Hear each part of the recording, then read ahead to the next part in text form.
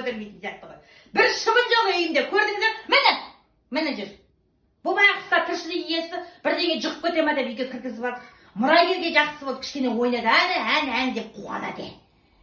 Тіршілік көрсе қуанатын болды ғой қызым. Мына 4 стенаның ішінде жүгіріп бәрі жүрген табаны өкшем ойлып ашып жатыр.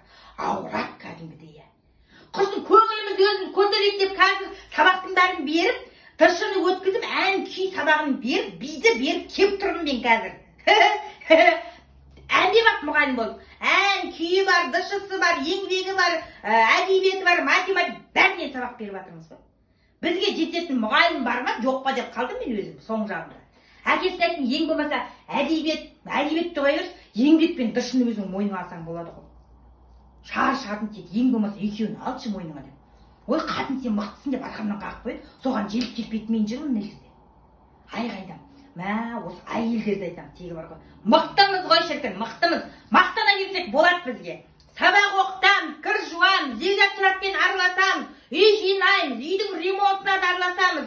Одан қала беріп той-томалақ бар, ұрыс-керіс бар. Бәрі түгел біздің мойнымыздағы. Біз болмасақ, ол тіршіліктің бәрі тоқтайды. Әлем тоқтап қал. Сөйте тұра біз соның бәрін істеп жүріп, арасында жылап, арасында еркектермен қалай бақытты боламыз деп семинарларға қатысамыз ғой. Қалай осылармен бақытты болсақ екен? Оны да іздеп жүрген біз.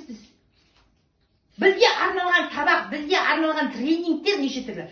Осының бәрін істеп жүрген біз жынды емес шығармыз енді. Еркекке арналған семинар қашан болады?